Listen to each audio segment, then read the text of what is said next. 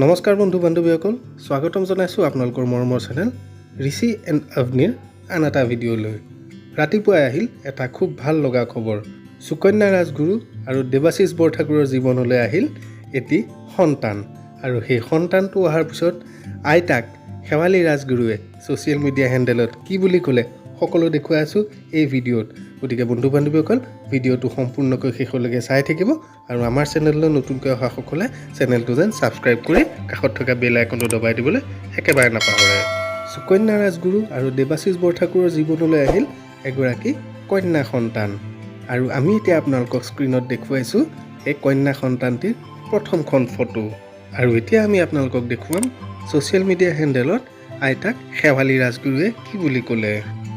নাতিনীৰ প্ৰথমখন photo upload কৰি শেৱালী ৰাজগুৰুৱে লিখিলে, আপোনালোকৰ আশীৰ্বাদত লক্ষ্মী এগৰাকী পালোঁ দেই। আৰু আমিও আমাৰ ঋষি এণ্ড অৱনী চেনেলৰ সমূহ পৰিয়ালৰ তৰফৰ পৰা দেৱাশিষ বৰঠাকুৰ আৰু সুকন্যা ৰাজগুৰুলৈ অযুত শুভকামনা যাচিলোঁ। তেওঁলোকৰ কন্যা সন্তানটি যেন সুস্বাস্থ্য হওক তাৰে কামনাৰে আজিৰ ভিডিঅ'টো ইমানতে সামৰণি মাৰিছোঁ। ধন্যবাদ।